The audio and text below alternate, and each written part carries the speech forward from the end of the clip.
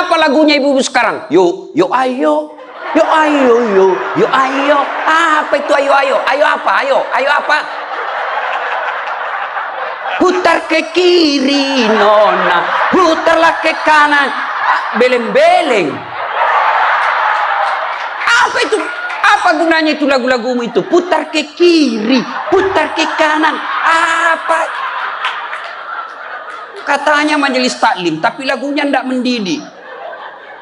Sudah 3 tahun majelis taklim, seragamnya 4. Olahraga depannya lakinya orang. Dia di depan sebajunya sempit. Bapak-bapak di belakang, di depan ibu-ibu 1. Bapak-bapak di belakang 2. Ini kelakuan majelis taklim ini begini. Ketawa ibu-ibu karena ibu begitu toh. Kalau 17-an apa lagu-lagu seperti itu? Mesti dari kecil sejarah Nabi kita ceritakan. Itu dulu ibu saya kepada saya. Sekarang kepada anak saya bikinkan lagu supaya dia tahu anak Nabi. Anak saya namanya Cek, saya ajari. Cek, nah nyanyi nak. Anak-anak Nabi ada 7 orang, 3 laki-laki, 4 perempuan. Pertama Qasim, Abdullah, Ibrahim, Zainab, Rutkaya, Ummu Kalsum, Fatimah. Ibunya bernama Siti Aminah. Ayahnya bernama Abdullah, kakeknya bernama Abdul Muthalib, pamannya bernama Abu Thalib. Ibu baru tahu toh 7 anak Nabi? Ya. Berapa laki-laki? 3. Berapa perempuan? Anak pertama? Qasim. Coba. Ini dari sini kita tahu lagu. Maka ibu harus pandai-pandai mendidik anak, memperkenalkan sejarah Nabi supaya mereka cinta kepada Nabi. Maka ini tujuannya maulid. Bukan kita mau bidah-bidah. Sekarang ada juga baru belajar agama 2 bulan. Itu pun melalui YouTube. Seolah-olah dialah menjadi panitia hari kiamat. Ini maulid bid'ah. Tidak ada pada zaman Nabi. Tidak ada pada zaman sahabat. Pada tabi'in, tidak ada semua itu. Saya bilang, bos, memang tidak ada pada zaman Nabi. Tidak ada pada zaman sahabat. Kenapa? Mereka hidup sesama dengan Nabi. Mereka lihat Nabi. Segar ikatan mereka soal Nabi. Mereka tahu sejarah Nabi. Jadi tidak perlu dituturkan.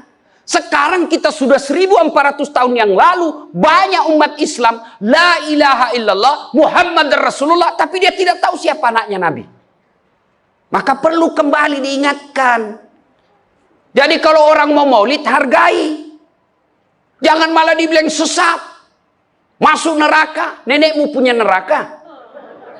Yang paling enak, yang tidak mau maulid silahkan. Tidak usah. Yang maulid silahkan. Yang maulid ini jangan kau tuduh mereka sesat. Ayo kita saling memuliakan, menghargai sesama muslim. Ya, nih 1 maulid. Yang kedua, ibu-ibu, bagaimana kita maulid ini bisa menjadi bawa pulang, diamalkan. Apa yang diamalkan? Ayo kita sejarah kisah-kisah Nabi saja dulu. Ya, paling gampang sudah. Berapa istri Nabi? Berapa? Ini ibu biar tahu, enggak mau duga dia jawab ini. Berapa? 11. Coba lihat. Istri pertama namanya Khadijah. Tua berapa tahun? 15 tahun lebih senior dari Nabi. Sebelum menikah dengan Nabi, beliau paling kaya di Mekah.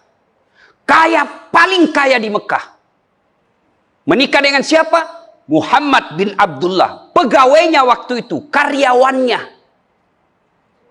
Lalu Khadijah selalu cerita-cerita kelebihan Muhammad kepada asistennya. Namanya Nafisah. Asistennya, dia selalu cerita. Ini Muhammad baik. Jujur, kinerjanya bagus, disiplin, sopan ngomong, nguntung juga baik. Nafisah paham. Oh, bunda ini senang sama Nabi Muhammad. Waktu itu belum jadi Nabi. Akhirnya apa? Nafisah jadi tim sukses. Tapi bukan tim sukses pilkada. Disuruh bikin baleho 10, cuma 5 dia bikin, hilang 5. Ya kan?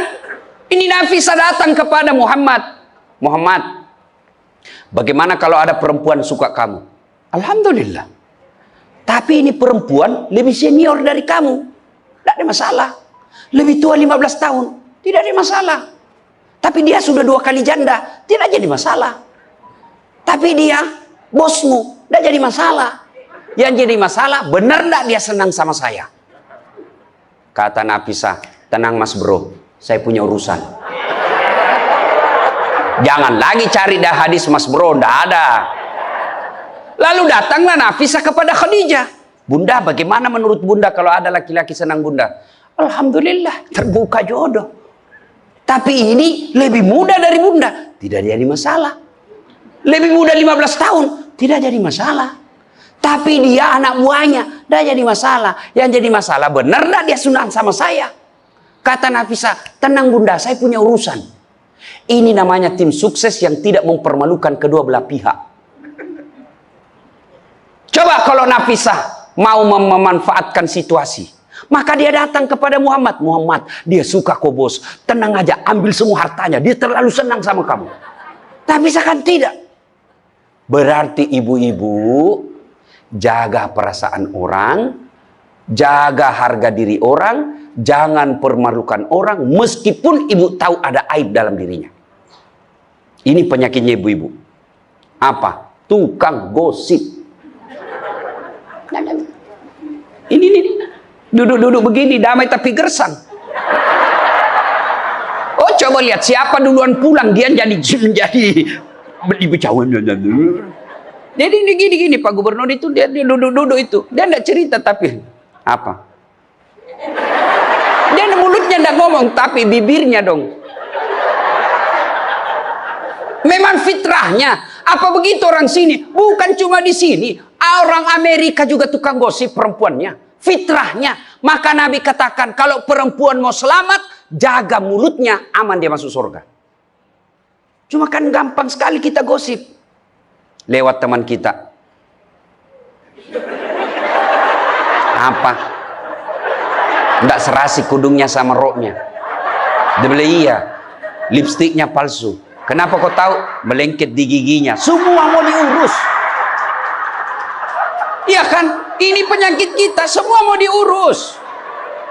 Ustadz aja dia gosip. Itu juga bajunya waktu di YouTube. Saya dengar tadi dilewat tadi saya dengar. Itu juga bajunya waktu di YouTube. Astagfirullah. Inilah penyakit ibu-ibu. Ibu. Mau gampang masuk surga? Ketika Nabi Isra Mi'raj kan dibawa jalan-jalan masuk surga. Subhanallah, alhamdulillah, banyak perempuan dalam surga. Begitu Nabi dibawa lihat neraka. Nauzubillah min zalik, ya Allah ampuni hambamu, ya Allah ampuni umatku, ya Allah. Kenapa? Perempuan ternyata lebih banyak dalam neraka. Ditanya kenapa bisa begitu? Ada 2 kelemahan perempuan. 1, tidak mampu menjaga suaminya, tidak mampu mengurus suaminya, dan yang kedua tidak mampu menjaga lisannya. Jadi kalau ibu mampu menjaga lisan, aman. Itulah gunanya masker. Supaya ibu semua mau diurusin. Iya kan penyakit kita. Ya, Bu? Maka bertanyalah ibu-ibu di Makassar. Ustadz yang saya cerita ini kan benar. Memang begitu sifatnya Ustadz. Itulah benarnya namanya ghibah. Tidak boleh kita cerita kejelekan orang. Kalau dia salah yang ibu cerita namanya fitnah. Tidak ada jalan. Ayuhibbu ahadukum kata Allah. Sukakah kamu memakan bangkai sesamamu manusia? Maka berhenti cerita kejelekan orang. Jadi gimana solusinya Ustaz? Ketika datang orang cerita. Bu katanya. Na'udzubillah min zalik. Kita berlindung kepada Allah dari keburukan itu, Bu. Belum tentu suami kita lebih baik dari dia. Berhenti itu. Cuma kan enggak kita. Memang. Enggak tahu persoalan. Biar enggak tahu persoalan. Ikut campur. Ibu kalau suka ikut campur bikin urusannya ibu, nanti takdirnya seperti tauge. Tahu tauge? Coba lihat tauge Bu. Kita bikin soto Banjar, ada. Pecel, sayur, lemper, ada. Ada tuh kalau di Makassar ada lemper. Ayo, maka karena dia selalu ikut campur, Allah takdirkan semua tauge bengkok. Dan ada yang lurus toh? Maka kalau ada ibu-ibu majelis begini kumpul, teriaki saja, pagi-pagi toge nih ya. Ini penyakit perempuan. Maka ini gunanya kita peringati maulid, supaya ibu-ibu pulang berhenti cerita kejelekan orang. Tidak ada gunanya, menghabiskan amal-amal kita. Nabi pernah kumpul para sahabat dan bertanya, atadruna manil muflis? Saudara-saudara sekalian, kau tahu siapa yang bangkrut nanti di akhirat? Mereka tidak sholat ya Rasul, dia sholat. Yang tidak puasa ya Rasul, dia puasa. Yang tidak haji ya Rasul, dia haji. Yang tidak bayar zakat ya Rasul, dia zakat sedekah. Kalau begitu siapa yang bangkrut ya Rasul? Jarusu wa khati'ur rahim. Tetangga yang jahat sama tetangganya dan yang suka memutuskan tali persaudaraan. Dan salah satu jahat sama tetangga dan memutuskan tali persaudaraan adalah mereka suka menceritakan kejelekan orang.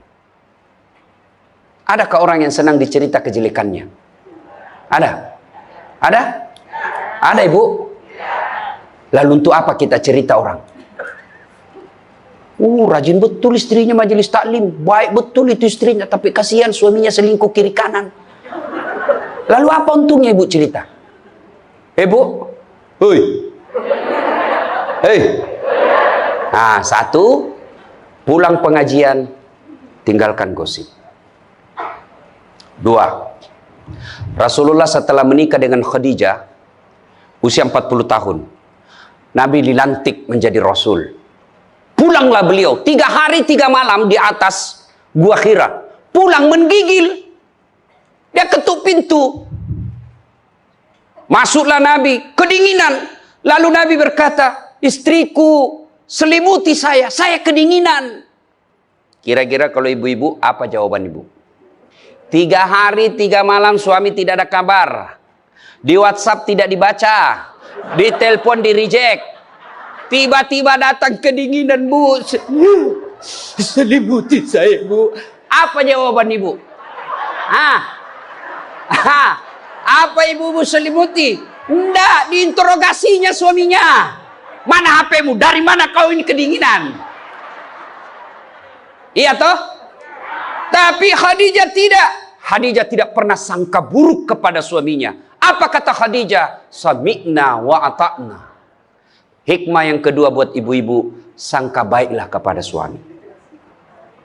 Demi Allah, tidak ada kebahagiaan rumah tangga yang dipenuhi dengan sangka buruk. Ibu mau bahagia dengan suami?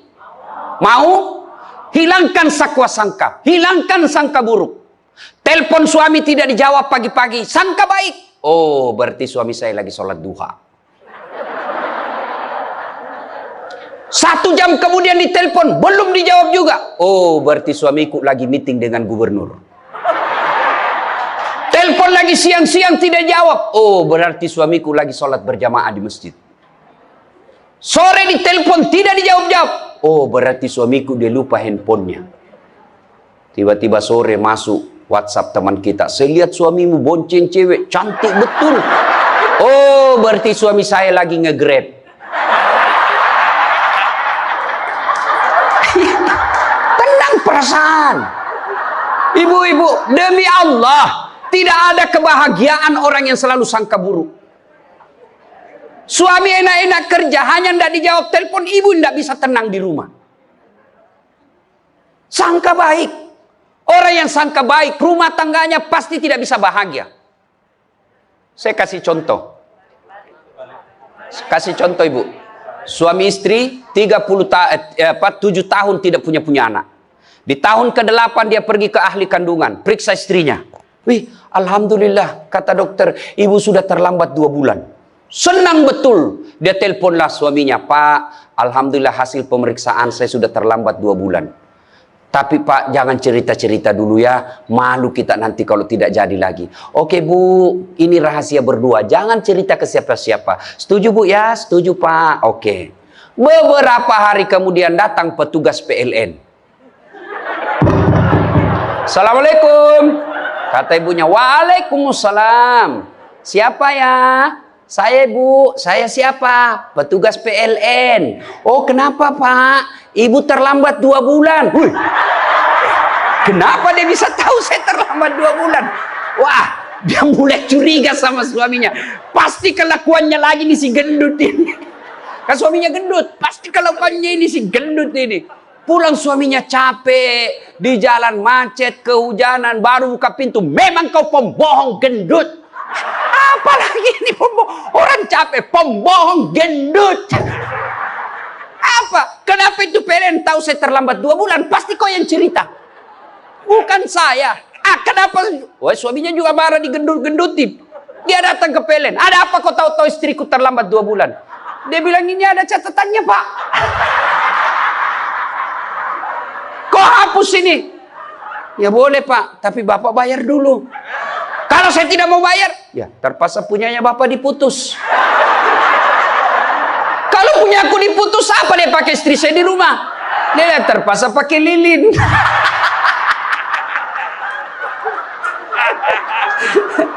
Inilah bahayanya sangka buruk. Bu, lo Ibu, Bu. Salatullah salamullah ala toha rasulillah. Salatullah salamullah ala yasin habibillah. Oleh-oleh kedua pulang maulid, hilangkan sangka buruk. Tidak ada kebahagiaan orang sangka buruk. Begitu juga kepada pimpinan kita. Kok saya dimutasi? Sangka baik. Saya tadinya kok kepala dinas menjadi staf ahli. Berarti Bapak dianggap ahli. Ini staf ahli kan enak. Ahli yang tidak ada stafnya. Sangka baik. Oh berarti Pak Gubernur merasa saya perlu istirahat, banyak berpikir. Sangka baik. Jangan pernah sangka buruk. Tidak ada kebahagiaan orang yang sangka buruk. Sangka baik. Saya dalam hidup saya, betapa banyak Allah kasih pelajaran. Saya baru tahu maksud Allah yang baik setelah beberapa saat berlalu. Begitu ada kejadian, sangka baik saja. Tunggu akan muncul. Oh ini maknanya ini. Tamat SMA kan saya daftar polisi Bu. Tentara. Akabri. Begitu tes fisik, tidak lulus. Kenapa? Ceper. Tidak cukup tinggiku Bu. Saya protes kepada Allah. Ya Allah, kenapa kau lahirkan saya dalam keadaan pendek? Kau tidak jadi rugi jadi Tuhan kalau saya jadi tentara. Teman saya lulus waktu itu Bu. Dia sekarang polisi 2 bunga, reserse, baret merah. Saya lulus pakai baret putih. Alhamdulillah jadi ustadz. Alhamdulillah karena baret putih saya pakai, mulai baret hiram sampai baret merah, saya ceramai semua. Yang terbaik. Gubernur sebelumnya, kepala dinas, tiba-tiba kita tidak ada jabatan, sangka baik. Itulah hidup. Jangan pernah sangka buruk. Begitu juga kepada suami, sangka baik. Tidak ada ketentraman bagi rumah tangga yang selalu disertai sangka buruk. Dan ibu enaknya jadi istri karena ibu tidak tanggung dosanya suami. Saya bilang sama istri saya, mama nyecek. Kan ibu-ibu sekarang suka sekali periksa handphone. Untuk apa periksa handphonenya suami ibu? Coba jelaskan saya, untuk apa? Ayo yang suka periksa handphonenya suami ini. Untuk apa ibu? Setelah tahu ibu mau apa?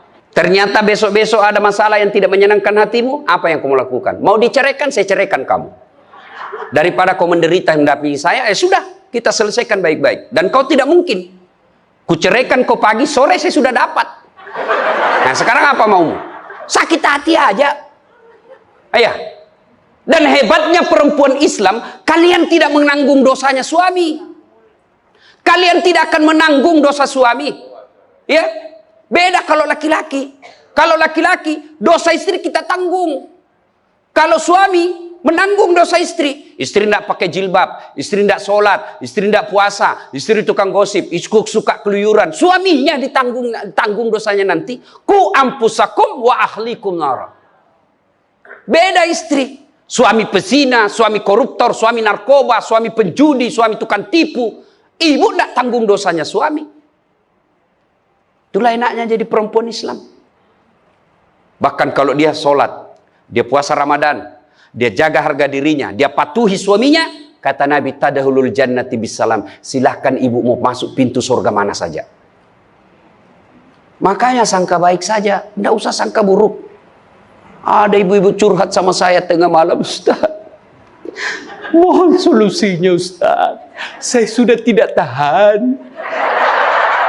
Kenapa ibu? Dia bilang, saya sudah tidak tahan. Saya minta solusinya, Ustaz. Saya sudah tidak tahan. Memang kenapa? Saya ini sudah 21 tahun menikah, Ustaz. Tidak tahan. Saya bilang dalam hati, 21 tahun tidak tahan. Inilah kadang-kala ibu-ibu kalau ngomong tidak masuk di akal. Ya memang Allah fitrahkan itu manusia. Laki-laki itu lebih banyak akalnya. Perempuan lebih banyak perasaannya. Maka kalau perempuan ngomel, dengar saja Pak. Tidak usah dijelaskan apa dia mau. Dengar aja. Karena memang dia cuma mau didengar. Dengar aja. Oh, ya, dengar aja, dengar. Tapi tidak tahan saya Ustadz. Ya tidur. Rumus menghadapi perempuan itu, ilmu paling efektif, sabar. Tidak ada sudah kalah itu ilmu sabar. Diam. Tidak usah dijelaskan. Biar dijelaskan, tidak masuk di akalnya. Apalagi kalau dia sudah bilang pokoknya sudah Pak, lebih diam aja pokok sudahlah. Dijelaskan satu, muncul pertanyaan dua. Dijelaskan tuntas yang dua, muncul lagi pertanyaan tiga. Sudah tuntas semuanya, dia ungkap lagi yang 5 tahun yang lalu. Itulah perempuan. Iya ibu toh. Maka dengarkan saja. Ada saatnya nanti dia bilang, baru dia sadar itu. Iya sebenarnya itu saya emosi aja itu hari Pak. Begitulah perempuan. Dihadapinya jangan emosi. Saya sudah tidak tahan Ustaz. Kenapa? Sudah 21 tahun. Udah cocok saya Ustaz. Saya bilang, ibu tahu enggak baut? Tahu Ustaz. Apa pasangannya baut ibu? Mur. Sama enggak? Sama modelnya? Sama bentuknya? Beda. Justru perbedaannya yang membuat dia kokoh. Berarti rumah tangga tidak akan pernah kokoh kalau mau menyamakan. Yang kokoh adalah ketika dia mau saling menerima kekurangan dan kelebihan. Itu pasti kokoh. Mana mau cocok jenis kelamin aja kita tidak sama. Iya. Pendidikan aja kita pasti beda. Latar belakang budaya kita pasti beda. Maka yang membedakan itulah kalau kita kelola dengan baik dalam rumah tangga, dengan faktor utamanya sangka baik, insya Allah bahagia rumah tangga. Ya, sangka baik. Tuh Khadijah tidak pernah sangka buruk sama suaminya. Khadijah ketika beliau sakaratil maut, usia 65, beliau sakit. Dan baju yang beliau pakai sudah 8 kali tambal. Tahu tambal ibu? Itu tambal ke-8-nya 1 sampai 7, Nabi masih menambalnya pakai apa? Masih pakai kain. Di tambalan ke-8 beliau pakai pelepah daun kurma. Kenapa? Habis kainnya Nabi. Padahal sebelum nikah beliau orang kaya. Lalu beliau panggillah anaknya, Fatimah ta'al. Fatimah ke sini dulu nak. Kenapa bunda? Tolong kau mintakan serbannya bapakmu. Ada serban yang selalu dia pakai, bapakmu itu terima wahyu. Tolong sampaikan ke beliau, saya minta untuk saya jadikan kain kafan. Mudah-mudahan serban itu Allah hindarkan saya dari azab kubur. Mendengar ini, Fatimah berkata, bunda aja yang minta sama bapak. Dengar jawaban Khadijah. Saya malu minta sama bapakmu nak. Habis hartanya untuk bantu Rasulullah, minta serban, malu. Kira-kira masih ada istri sini malu minta sama suaminya? Pak Gubernur masih ada kira-kira malu minta sama suami? Bukan diminta, dicuri. Ayo, itulah Khadijah.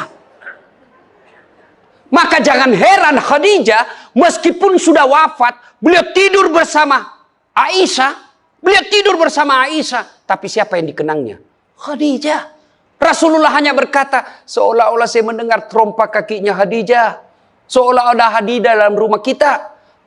Aisyah cemburu. Ya Rasulullah, ada apa sih kelebihan Khadijah? Khadijah sudah wafat. Kau nikahi 2 kali janda. Lebih tua dari kamu. Kenapa Khadijah terus? Dengar jawaban Nabi. Kau tidak pernah mampu mengimbangkan, menyandingkan, atau menyamakan dirimu dengan Khadijah. Ketika tidak ada orang percaya kepadaku, Khadijah orang pertama yang percaya ke Rasulanku. Ketika orang memboikot saya tidak boleh bertransaksi ekonomi kepada Muhammad, hartanya habis untuk membantu perjuangan dakwah. Maka jangan heran Rasulullah sangat mencintai Khadijah. Jadi kalau ibu mau dicintai suami lahir batin, jadilah seperti Khadijah. Bukan karena cantiknya, bukan karena kayanya, tapi kebersihan hatinya Khadijah.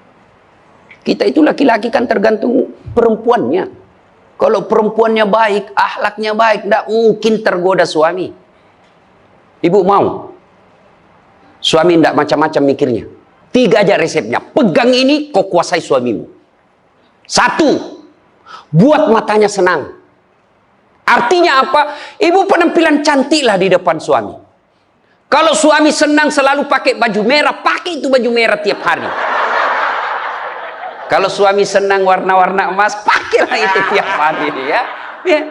Tapi saya tidak senang warna begini Ustaz. Bukan untuk ibu, tapi untuk menyenangkan suami. Dandannya seorang istri, menyenangkan hati suami, itu ibadah buat seorang wanita. Yang kedua, buat perutnya senang. Bagaimana caranya? Bikinlah masakan kesenangan suami. Kalau tidak bisa tiap minggu, sekali sebulan. Ketika terima gajinya suami, terima honornya suami, ya WhatsApp suami, SMS suami, telepon suami. Bang, jangan makan di luar hari ini. Hari ini saya masak spesial buat abang. Masakan kesenangan saya sudah siapkan di rumah bang. Aman bang, jangan makan di luar. Ini hari spesial buat abang. Senang kita jadi suami. Itu saya kalau terima SMS WhatsApp begitu, mamanya cek di rumah, dia goreng baru dia kirim. Rasanya kita mau cepat pulang. Ibu pernah WhatsApp suaminya begitu? Paling di WhatsApp, bang jangan lupa singgah beli telur. Bang habis gas.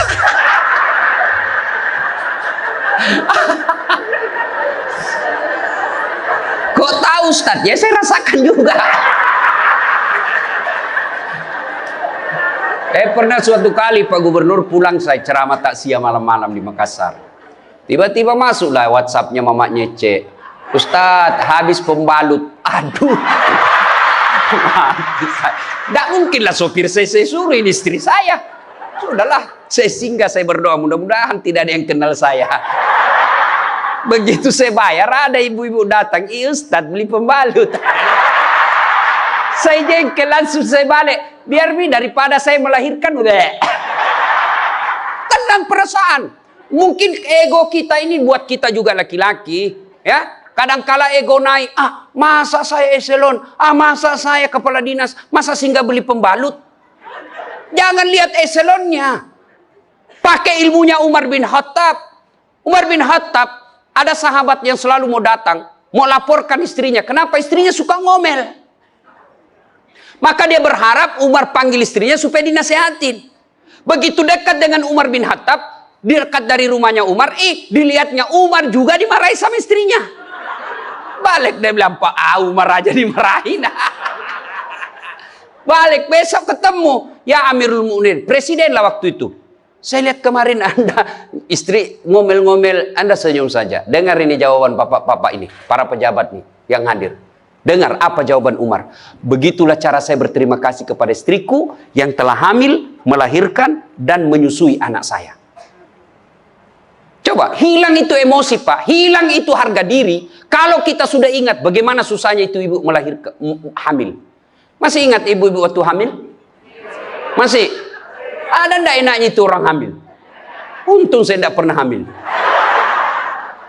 Coba ibu-ibu kalau hamil, jalan aja setengah mati. Aduh, sudah mau mau duduk aja, mana ada ibu hamil langsung duduk aja. Udah standar samping dulu itu kasihan. Oh. Iya ibu, ya benar. Kalau kita laki-laki paling ngidam. Ustaz, apa doanya berhenti ngidam istri? Ngidam apa istrimu? Nanti dia bisa tidur kalau dilihat saya di atas lemari Pak Ustaz. Jadi kalau istrinya mau tidur jam 10, setengah 10 sudah di atas lemari. Saya berhenti kau dongo-dongo itu dikasih kerja di konsum. Yang kedua kata Umar, begitulah cara saya berterima kasih kepada istriku yang telah melahirkan anak saya. Masih ingat waktu melahirkan? Masih? Ada ndak ibu-ibu melahirkan senyum? Ada? Mentang-mentang istri gubernur, keluar sayang. Setengah mati juga biar istri gubernur. Nggak ada. Itulah susahnya jadi perempuan. Maka ketika suami disuruh sama istri, bayangkan sulitnya melahirkan. Yang ketiga kata Umar, begitu cara saya berterima kasih yang telah menyusui anak saya. Masih ingat waktu menyusui? Masih? Terutama waktu tumbuh giginya.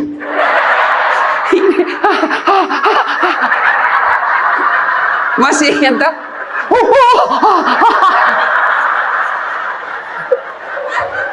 Untuk saya tidak pernah rasakan. Bu, kalau digigit kan mana dia ditinjau nanya, kok gigit saya? Tidak, dia usap, lepas nak. Iya ibu, iya. Siang anaknya, malam.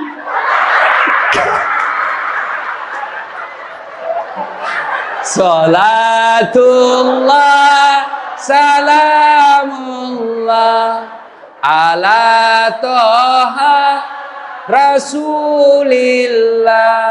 Salatullah, salamullah, ala yasin. Berikutnya, kalau kita cinta kepada Rasul, jadilah istri seperti istri Rasulullah. Nah, tentu bertanya kita, itu bapak-bapak mau punya istri seperti istri Rasul? Pak Gubernur pasti mau. Kita punya mau istri seperti Khadijah. Tapi pertanyaannya, sudahkah kita seperti Rasulullah? Tenang ibu-ibu, saya bela ibu-ibu hari ini. Tenang.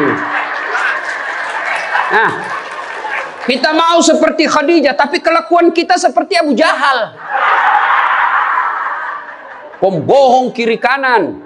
Suami istri minta duit, tidak pernah ada. Benar, tidak ada. Habis biar baunya tidak ada lagi. Giliran selingkuhannya minta, gampang deh, tunggu aja 5 menit. Ya, Rasulullah, coba, begitu memuliakan istri, beliau tidak pernah kusam rambutnya di depan istrinya. Coba itu, buka itu Barasanji sejarahnya. Rasulullah beliau yang bersihkan tempat tidurnya. Beliau yang tambal bajunya ketika robek. Beliau sediakan sarapan. Itu Rasul, manusia pilihan. Namanya selalu digandengkan dengan namanya Allah. Tidak malu, bahkan rela ikhlas membantu pekerjaan rumah tangga istrinya. Untuk meringankan kerjaan istri. Kita baru Satpol PP. Satpol PP. Apa Satpol PP? Polisi setengah. Baru pegawai honor, macam-macam ceritanya. Tidak ada kehinaan bagi laki-laki yang memuliakan istrinya. Tidak ada kehinaan suami yang membantu pekerjaan istrinya. Rasulullah mencontohkan itu. Beliau kalau keluar rumah sudah ada sisir. Masuk ke kamar rapi baru keluar. Kita sudah habis pisang goreng 4 masih berantakan rambut. Begitu istrinya katakan, bang, baik-baik itu rambutmu apa? Kenapa kau urus rambutku? Rambutmu kau urus. Itulah Rasulullah. Rasulullah subhanallah, dari 11 istri beliau tidak ada satupun yang dia panggil namanya. Beliau tidak pernah memanggil Khadijah. Beliau tidak pernah memanggil Aisyah. Aisyah beliau panggil apa? Ya Khumairah. Yang kemerah-merahan pipinya. Karena memang Siti Aisyah merah delima pipinya. Maka bapak-bapak, Pak Kak di sini, Pak Karo, panggil istri kita dengan panggilan kasih sayang. Wahai istriku yang termancung hidungnya di lorong 3. Dengan tidak mancung hidungnya Ustaz, ya giginya lah kau lihat. Justru giginya mancung Ustaz. Jangan terlalu jujur. Mentang-mentang istri kita hitam, panggil Tam. Hitam. Apa kata istri kita? Apa PC?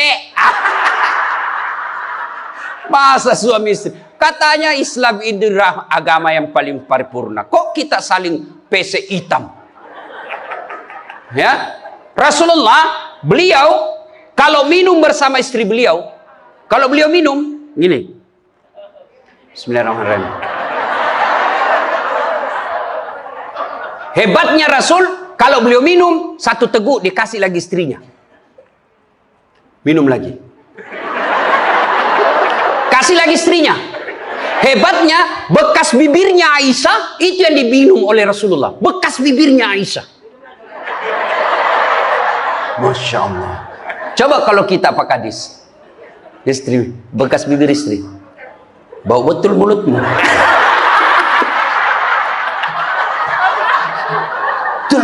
Maka kalau ibu bapak mencontoh Rasulullah, maka rumah tangga pasti bahagia. Dia bukan cuma surga akhirat menunggunya, di dunia dia sudah dapatkan surga. Nggak usah ikut parenting, quality time. Apa itu? Belajar saja sama diri Rasulullah. Kita ini sudah miskin di dunia. Rumah tangga kita kadang-kala ngontrak-ngontrak. Tidak tahu lagi kewajiban istri kepada suami. Suami tidak tahu kewajiban kepada istri. Maka di dunia dia susah sanggara. Di akhirat apalagi nanti. Maka kalau kita tidak bisa dapatkan kekayaan sorga di dunia dengan harta, maka dapatkan kebahagiaan itu dengan memperbaiki hati dalam rumah tangga. Suami tahu kewajiban kepada istri, istri pun melaksanakan tugasnya kepada suaminya. Itu Rasulullah. Rasulullah subhanallah, manusia mulia tidak pernah menghina istrinya.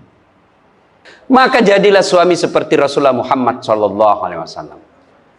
Ibu bapak, saudara-saudara sekalian, suatu kali Umar bin Khattab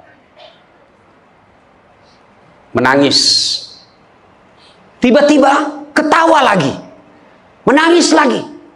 Datanglah sahabat bertanya, wahai Umar, kau sudah gila apa?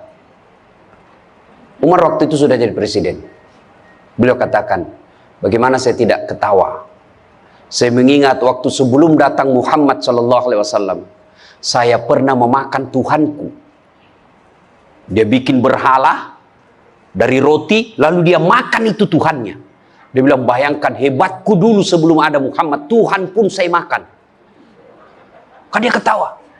Lalu kenapa engkau menangis ya Amirul Mukminin? Saya bayangkan sebelum Nabi Muhammad SAW datang di tengah-tengah kita.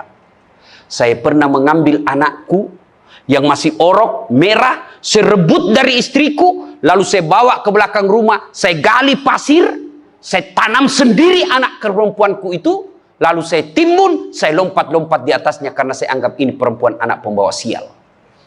Begitu zaman jahiliyah. Alhamdulillah setelah ada Muhammad, mampu melahirkan kita seperti sekarang ini, bisa membedakan yang hak dan yang batil. Berarti Rasulullah dikenang kehebatannya karena berhasil memimpin, mengarahkan umatnya dari jahiliyah menjadi seperti yang kita nikmati sekarang ini. Berarti Pak Gubernur, kalau Bapak ingin dikenang sebagai pejabat, bukan hanya memperbaiki diri, tapi memperbaiki rakyat Sumatera Selatan. Dan alhamdulillah saya senang sekali mendapat berita Bapak punya program yang sangat memuliakan kebaikan. Bukan Islam, kebaikan.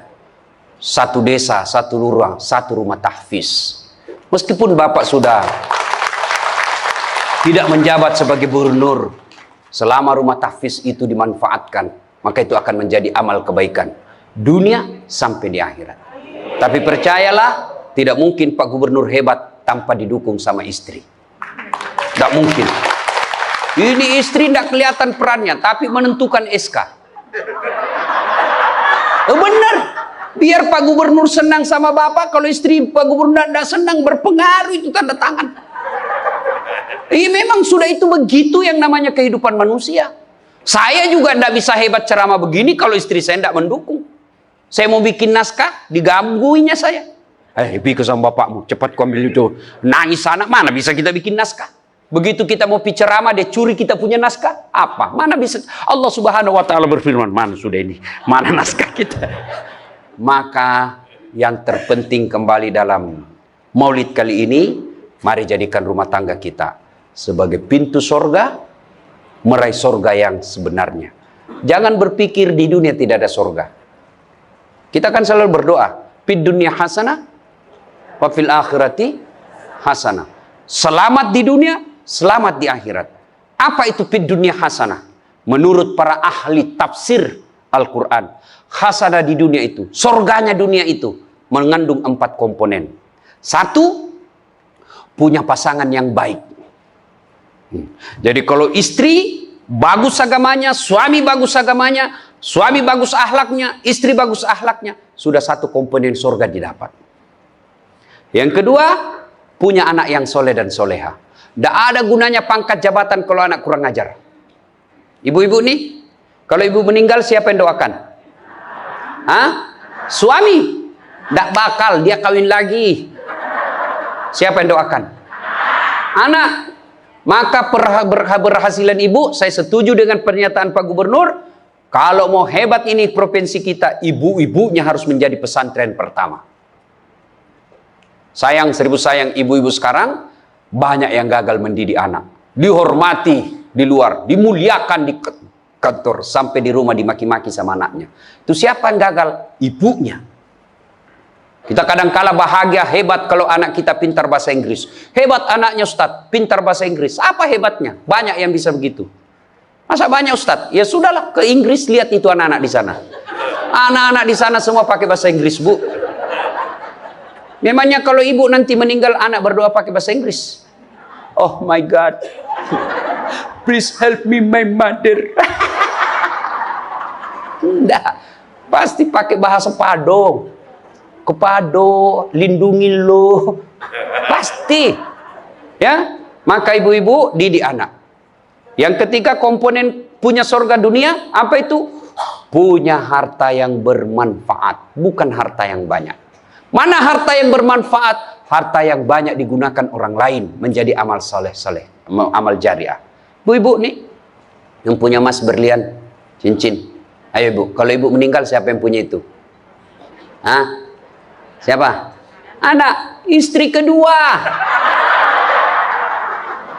Bukan anak, istri kedua yang pakai.